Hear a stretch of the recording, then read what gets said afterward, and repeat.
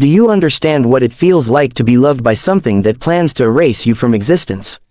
To be raised in warmth and trust, only to realize that every whisper, every touch, every promise was preparing you to be consumed.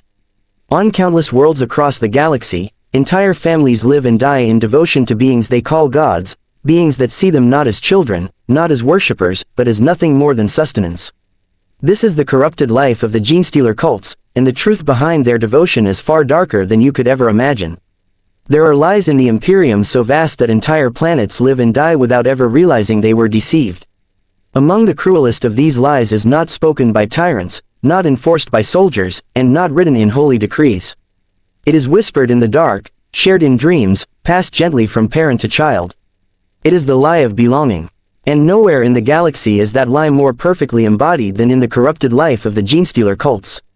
They do not begin as monsters. They never do. They begin as survivors, somewhere in the underhive of a crowded world, in a mining tunnel gnawed hollow by centuries of labor, or in the forgotten depths of a void station. A single moment changes everything. A scream cut short, a shadow that moves too fast, claws, fangs, and a pain so sharp it burns memory itself. The victim survives, because survival is the point. The wound heals, the scars fade, life, at first glance, continues. But something has been planted. At first, it feels like relief. The nightmares stop being nightmares. The fear that should linger simply, doesn't. Instead, there is a warmth, faint but constant, like standing near a fire you cannot see. Thoughts feel clearer, loneliness fades, the victim begins to sense a presence, not invasive, not commanding, but reassuring. A voice without words that says, "You are not alone anymore." This is how corruption takes root in the Genestealer Cults. Not through chains, but through comfort. The infected individual does not immediately rebel against the Imperium. They do not sabotage machinery or plot insurrection. In fact, many become better workers, more attentive spouses, more devoted citizens. Their minds feel aligned, focused, purposeful. They sleep better. They dream vividly, and in those dreams, they are never alone. They see others like them. At first, it is subtle, a shared glance held a second too long, an unspoken understanding during conversation, a feeling of familiarity with a stranger they have never met. Eventually, these moments become impossible to ignore. The infected gravitate toward one another, drawn together by instinct they do not question. When they finally speak openly, the relief is overwhelming. Someone understands. Someone feels the same pull. This is the birth of the cult, not in bloodshed, but in communion. They gather in hidden places, not because they fear discovery at first, but because the world above feels unbearably loud, fragmented, and wrong. Together, there is peace. Together, there is unity. They speak of visions. Stars burning with holy light, vast shapes moving through the void, a fatherly presence that watches over them all. They do not yet call it a god. They call it family. The broodman does not dominate them. That is a comforting myth told by those who have never felt it. It does not shout commands or erase identity. Instead, it harmonizes thought. It smooths conflict. It rewards obedience with serenity and punishes doubt with isolation. To question feels like grief. To obey feels like love. And so, doubt slowly disappears. What the Imperium calls corruption, the cult experiences as awakening.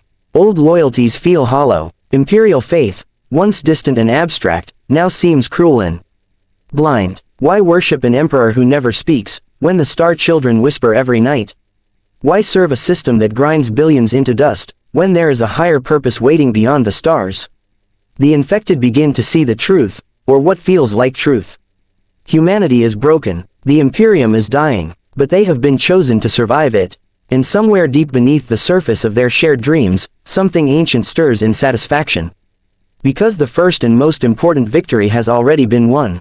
Not the conquest of a planet, not the fall of a city, but the willing surrender of the soul. This is where the corrupted life of the Genestealer Cults truly begins, not with rebellion, not with heresy, but with the quiet, irresistible promise that at last, you belong. Have you ever wondered what it would be like to be born already forgiven for sins you were destined to commit? For the children of the Genestealer Cults, corruption is not a fall from grace. It is the only reality they have ever known. They are born in darkness, but not in fear. The chambers where they first draw a breath are hidden deep beneath hab blocks and manufactorums, wrapped in secrecy and reverence. Their arrival is celebrated quietly, with bowed heads and trembling devotion. These children are not accidents, nor burdens. They are proof, living evidence that the star children watch, that the Father below has blessed the faithful. From the moment they open their eyes, they are surrounded by warmth. Mothers and fathers gaze upon them with an intensity that borders on worship. Every touch is gentle, every whisper is filled with meaning. The cult teaches that love is sacred, that family is everything, and that sacrifice is the highest form of devotion. To an outsider, it would almost seem beautiful. To the child, it is simply normal. They grow quickly, not always in the ways Imperial doctrine would consider human. Extra fingers curl around parents' hands. Eyes shine with an unsettling clarity. Bones shift subtly beneath the skin. But there is no horror here. No screams. No rejection. Every mutation is met with smiles and whispered prayers. Every deviation from human norm is praised as a blessing, a sign of closeness to the divine. In the cult, difference is not feared. It is celebrated. The children are taught stories before they can properly speak. Tales of a cruel, uncaring Imperium that abandoned humanity to rot. Of workers crushed beneath endless labor, of soldiers fed into wars they could never understand, of emperors who demanded worship but offered no love in return. And then, softly, the contrast is drawn. The star children love all equally. They do not judge. They do not abandon. When they come, they will lift the faithful into a new dawn. These lessons are not delivered as indoctrination. They are told as comfort, as reassurance, as simple truth. Play becomes preparation. Games mimic future roles, guards, laborers, leaders, warriors. Even the youngest learn to move silently, to listen for hidden signals, to obey without hesitation. Discipline is firm but never cruel. Punishment is rare, because the children want to please. Disobedience feels wrong to them in a way they cannot explain, like resisting their own heartbeat. And always, there is the presence. The broodmind wraps around them like an unseen guardian. It guides their dreams, shapes their emotions, smooths their fears. When a child cries, the pain fades quickly. When they feel lost, clarity arrives. They grow up believing this is what safety feels like, that this is what all families must experience. They are taught to see outsiders as tragic figures, lost souls who cling to a dying order. Imperial citizens are pitied, not hated. Soldiers are mourned in advance. Even the Inquisition, whispered about with dread, is framed not as evil, but as a force of blind destruction that cannot understand the truth. Hatred is unnecessary. The cult does not need it. As generations pass, the lie deepens. Children become parents. Parents become elders. The cult expands slowly, carefully, threading itself through the veins of the planet. And every child born into it strengthens the illusion that this way of life is not just righteous, but inevitable. None of them are told what will happen when the star children finally arrive. Because no one who truly knows the truth is left to speak it. And so the children grow, faithful and devoted, believing with absolute certainty that they were born into a future of salvation, never realizing they are being lovingly raised for the moment they will no longer be needed. What would you sacrifice if your entire world depended on you never questioning a single truth? Above them, the planet lives its ordinary, grinding existence. Below it, the cult becomes a civilization of its own. By the time the third and fourth generations are born, the Genestealer cult is no longer a hidden gathering of the infected. It is a structure, a hierarchy, a patient, intelligent organism woven invisibly into every layer of society. Those raised within it move through Imperial life with practiced ease, their loyalty split so seamlessly that even they no longer feel the divide. By day, they are manufactorum overseers, Medicae assistants, data scribes, hab workers, enforcers, and planetary defense officers. They recite the catechisms, they salute the aquila, they attend the mandated sermons. And they do it flawlessly. Too flawlessly. Their obedience makes them trusted. Their unity makes them reliable. Their silence makes them indispensable. By night, they gather. Hidden sanctuaries pulse with quiet activity. Ranks are assigned not by ambition, but by suitability. The magus speaks with calm authority, their words carrying a weight that feels more like memory than instruction. The primus plans, calculates, prepares for wars that will not be fought for decades. The acolytes train in secret, honing bodies that are already something more than human. None of them believe they are traitors. They believe they are caretakers of the future. The cult does not seek chaos for its own sake. It seeks alignment. Every act of sabotage is measured. Every disappearance is justified as necessary. When a supervisor begins to ask too many questions, when a neighbor notices something wrong, when a child expresses doubt too loudly, these are not seen as murders. They are corrections, painful, regrettable, but required to protect the greater family. Doubt is the most dangerous contagion of all. Within the Broodmynd, dissent is not spread easily. Those who feel uncertainty experience it as anguish, sleeplessness, emotional isolation, a sense of being out of rhythm with everyone they love. Most quickly return to obedience, desperate to feel whole again. A few do not. They are gently removed. The cult teaches that individuality is not lost in unity, it is perfected. Everyone has a role, a purpose, a destiny shaped by something far greater than personal desire. Freedom, as the Imperium defines it, is dismissed as a lie that leads only to suffering. True peace comes from surrendering the self to the whole, and the terrifying part is that, for them, it works. Crime in cult-dominated districts quietly drops. Work quotas improve, families are closer, people smile more. To an outside observer, these areas might seem healthier than the rest of the planet. The Imperium never notices the warning signs, because it is too busy celebrating productivity. Meanwhile, the cult spreads into places it should never reach. Noble houses fall not through violence, but marriage. Administratum officials are compromised through shared secrets and subtle influence. Even planetary defense forces unknowingly place loyal cultists in key positions. Every victory is bloodless, every conquest invisible. The cult does not need to overthrow the world. It already owns it, and somewhere deep beneath the planet's crust, the patriarch waits in silence. Vast, ancient, and bloated with stolen devotion. It does not hurry. Time is meaningless to it. Each passing year strengthens the bond, tightens the net, deepens the faith. The people above feel safe. The people below feel chosen. Neither realize that the world they are carefully preparing will not belong to them for even a single heartbeat once the sky finally breaks open. What kind of love asks you to give up everything, and thanks you by devouring what remains? Within the Genestealer cults, love is not forbidden.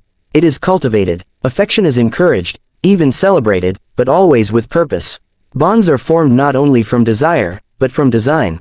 The Magi speak softly of compatibility, of bloodlines favored by the star children, of unions that will strengthen the future.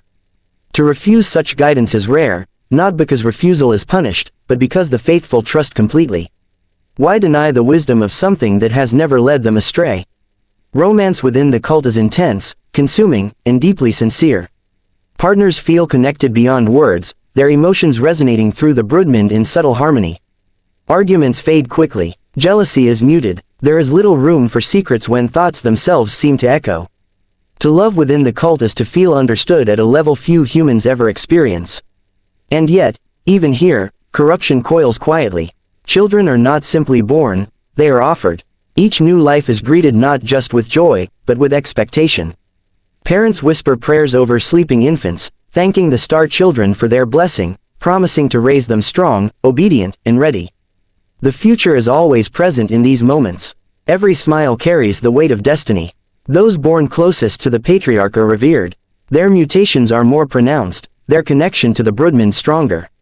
They are taught early that they are special, not superior, but necessary. Living conduits between the cult and its god. Their lives are shaped with meticulous care, their paths narrowed until deviation becomes unthinkable. Sacrifice is introduced gently. At first, it is symbolic. Time given to the cult instead of personal pursuits. Resources redirected from individual comfort to communal needs. Silence maintained even when truth would be easier. Later, the sacrifices become heavier. A brother sent on a mission he may not return from. A child trained for combat long before innocence should end. A loved one asked to disappear so the greater plan can continue.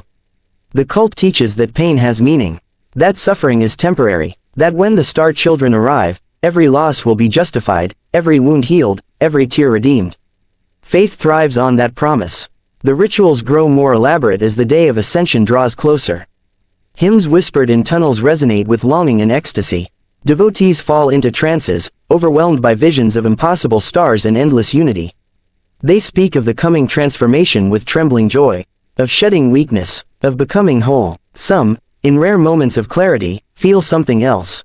A flicker of fear, a sense that the dreams are changing, that the presence in their minds feels hungrier.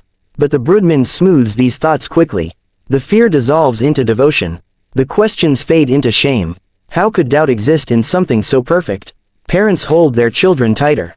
Lovers cling to one another. The cult binds itself together more fiercely than ever, convinced that their unity will carry them through whatever trials remain.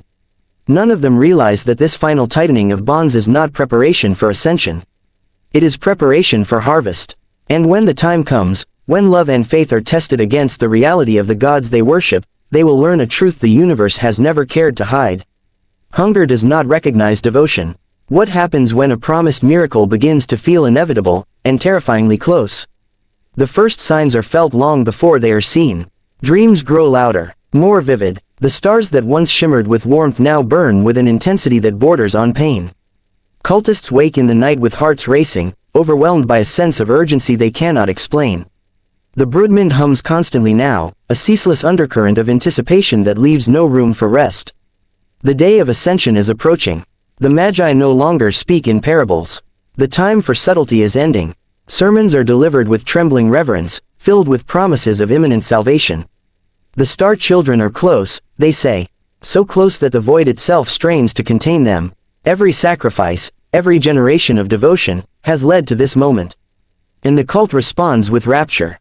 Hidden manufactorums increase production, not for the Imperium, but for war. Weapons are assembled in secret, their distribution planned with obsessive care. Defensive systems across the planet begin to malfunction at suspiciously convenient moments. Supply routes falter. Communication arrays develop unexplained faults. The world above continues its routines, unaware that its foundations are being quietly dismantled from within. Among the faithful, doubt becomes nearly impossible. The broodwind tightens its hold, not through force, but through overwhelming unity. Individual thought blurs at the edges. Emotions sink. Fear is diluted across thousands of minds until it barely registers as discomfort. Those who once felt isolated now feel embraced completely, as if the entire cult is breathing in unison. Some cultists begin to experience moments of transcendence. They speak of feeling watched not from below, but from above, from the stars themselves. Their bodies tremble during prayer. Their eyes weep without sadness. They are certain they have been noticed. Others are less fortunate. A few sensitive minds sense the shift for what it truly is. The presence in the broodwind no longer feels parental. The warmth has become pressure. The reassurance has become demand.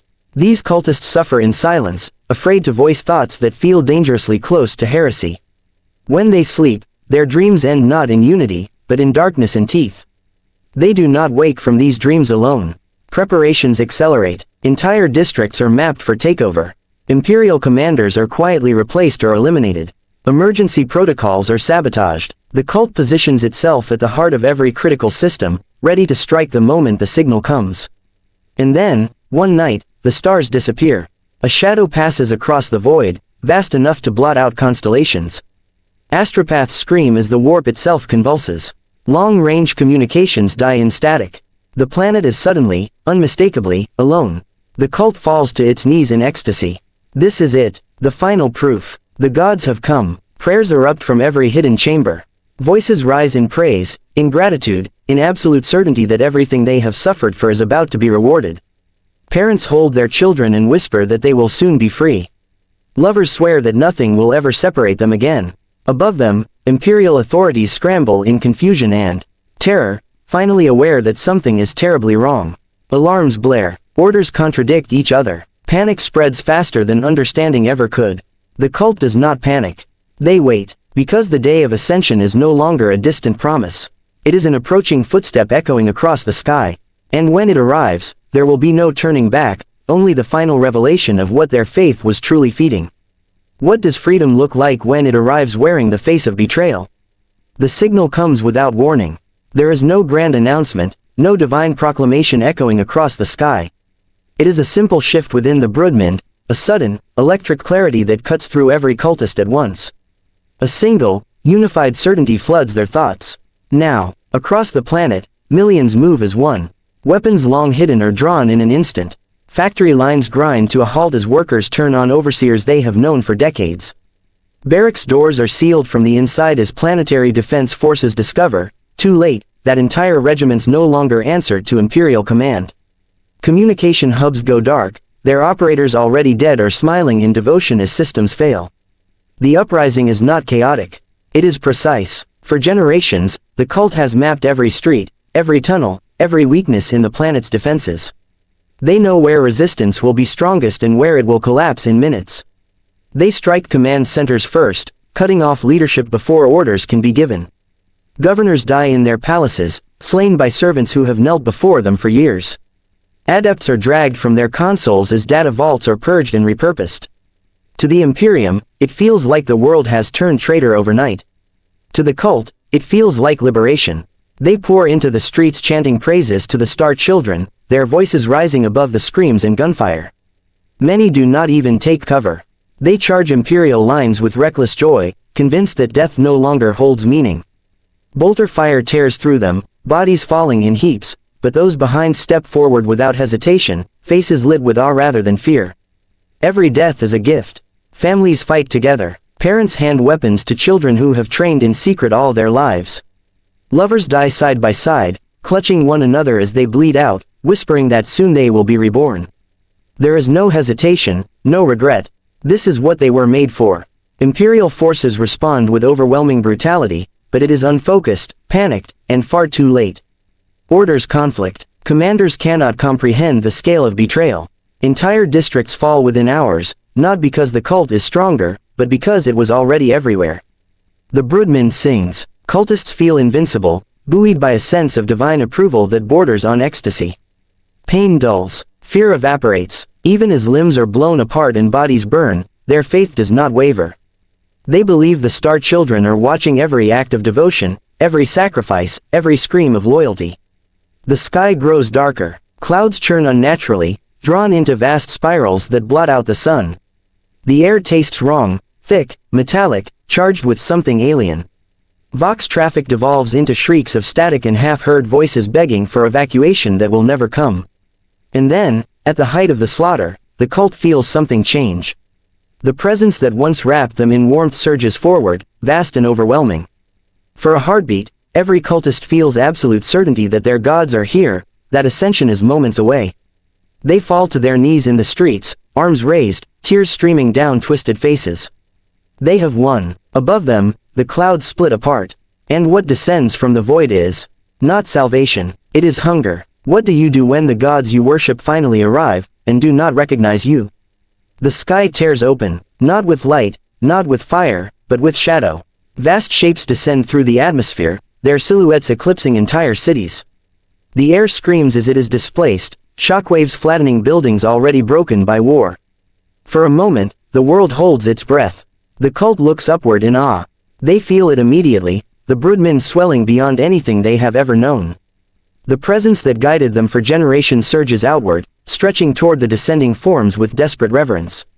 This is it. This is the moment every life has been building toward. The Star Children have come to claim their faithful. And then, the song changes. The warmth vanishes. In its place comes something vast, cold, and infinitely indifferent. The Broodman is no longer a chorus of familiar voices, it is drowned beneath an ocean of alien will. The Patriarch, hidden deep beneath the planet's crust, thrashes in sudden agony as its mind is subsumed by something older, greater, and utterly merciless. For the first time in their lives, the cultists feel alone. The Tyranids fall upon the planet like a living storm. Bioships vomit swarms of creatures into the streets, onto rooftops, through the shattered husks of manufactorums. They do not slow. They do not react to prayer or praise. They move with single-minded purpose, consuming everything in their path. Cultists rush forward to greet them, arms raised in exultation. They are torn apart, claws rip through flesh without hesitation. Acid sprays melt bone and steel alike. Screams echo as the faithful are cut down, devoured, or dragged screaming into the maws of organisms that do not even pause to acknowledge them. The Star Children do not embrace their followers. They harvest them. Confusion ripples through the cult like a dying pulse. Minds strain desperately for connection, for reassurance, for the comforting presence that has guided them since birth. But the Broodman has been overridden, crushed beneath the psychic weight of the hive mind. There is no comfort now. No guidance. Only raw, animal terror. Some cultists flee. They run through streets slick with blood, past the bodies of friends and family being consumed. They scream prayers that go unanswered. They beg for forgiveness from gods that have never cared. Parents watch in horror as their children are snatched and devoured by the very beings they were raised to worship. Others freeze, unable to reconcile the truth unfolding before them. The Star Children were never saviors. The day of ascension was never meant for them. They were not chosen to inherit the future. They were chosen to prepare the meal. The patriarch's death is not glorious. It is not acknowledged. Somewhere deep underground, it is absorbed, its long-hoarded devotion stripped away in an instant. The psychic bond that held the cult together snaps violently, leaving millions of minds exposed to the full horror of realization. In their final moments, clarity arrives. They understand that every sacrifice, every act of love, every generation of faith was never meant to elevate them. It was meant to weaken the world, to soften it, to ready it for consumption. The Tyranids do not linger. They never do. Cities are stripped to their foundations. Oceans are drained. Atmosphere is harvested. Life itself is rendered down into raw biomass and hauled screaming into the void. When it is over, there are no hymns. No survivors. No ascended faithful. Only a silent, lifeless rock drifting beneath an empty sky. And somewhere in the darkness between stars, the hive fleet moves on, leaving behind nothing but the echo of a lie that once called itself love. If nothing remains to remember them, did their faith ever matter at all? The planet is gone, not destroyed in fire or shattered into fragments, but erased with meticulous efficiency. Where cities once stood, there is only smooth, scoured stone. Where oceans once churned with life, there are empty basins cracked and dry. Even the air has been stripped away, leaving a dead world drifting silently through space. There are no monuments to mark what was lost. The Tyranids have moved on, as they always do. The hive fleet does not mourn, does not reflect, does not remember. To it, the planet was never a world of people, beliefs, or histories. It was a resource, a calculation, a momentary diversion in an endless hunger that spans galaxies. And yet, far away, the Imperium takes notice. Astropathic silence triggers investigation. Survey fleets arrive months or years later, cautious and heavily armed, only to find nothing worth reclaiming. Explorators descend onto the barren surface, recording data in emotionless tones. They note signs of large-scale Tyranid consumption. They log evidence of widespread pre-invasion insurrection. They classify the event, assign it a number, and seal the report. Another world lost to Xeno's corruption. Another Genestealer cult purged by inevitable consequence. There is no mention of families. No record of children raised in faith. No acknowledgement of lives spent believing in salvation. The Imperium does not care why a world falls, only that it has fallen. Lessons are abstracted, protocols updated, purity checks intensified elsewhere, and somewhere, on another world, the cycle begins again. A lone survivor of an early encounter returns to their hab with a wound that heals too quickly. A warmth settles into their thoughts. The nightmares fade, loneliness disappears. They feel seen for the first time in their life. They will not rebel immediately. They will not scream or rage or plot. They will work harder, love deeper, smile more often, and when they meet others who share that same quiet sense of belonging, they will feel relief beyond words. They will think they have found family. The corrupted life of the Genestealer cults does not end in their destruction. It ends in their replication. In the passing of a lie so gentle, so comforting, that entire generations will embrace it willingly. Not because they are weak, not because they are evil, but because, in a universe defined by cruelty and indifference, the promise of love is the most dangerous weapon of all. So the question remains, hanging unanswered in the dark between stars. If salvation feels like belonging, how would you ever know it was leading you to extinction? If salvation feels like love, how would you know it was lying? Even as the ashes of the planet drift silently through the void, the echo of its corruption persists. The memory of devotion, of loyalty, of faith, is not carried in stone or blood, but in the pattern of the hive mind, transmitted, spread, and waiting. Somewhere else, in another mining world, another industrial planet, the cycle begins anew. Children awaken with faint, unaccountable instincts. Miners glance toward shadows with uneasy recognition. Small, fleeting glimpses of connection spark between strangers. It begins quietly, a brush of thought, a shared sensation, an echo of belonging that feels both comforting and terrifying. The star children's whisper has not died, it has simply moved, patient and eternal, threading its way into another generation. Generations will pass, and with each one, the pattern grows stronger. Families will form, communities will gather, and the lie will be passed on, not as a command, but as an undeniable truth. They will feel warmth where there is only a void. They will feel love where there is only hunger. They will sacrifice themselves willingly, believing in a destiny that does not exist. The hive fleet does not stop. It does not hesitate. It does not care. Planets rise, civilizations bloom, lives flourish, and then, like clockwork, they are consumed. And yet, the cycle continues. For the Genestealer cults, the tragedy is not in annihilation, it is in the serenity that precedes it. The faith, the hope, the belief that love is guiding them toward salvation. Even after the planet is gone, after the star children have taken all that was promised, the question lingers, haunting and inescapable. When the gods arrive, will they recognize you? Or will they see only food prepared with devotion, nurtured with love, and offered willingly? And in that terrible moment, the answer is absolute. Faith does not protect you. Love does not save you. Belief does not matter. Only the hunger remains. The cycle is eternal. The universe does not forget. The hive does not forgive. And the next cult is already being born, somewhere far away, in the quiet shadows of another unsuspecting world. Because in the end, the cruelest corruption is the one that feels like home.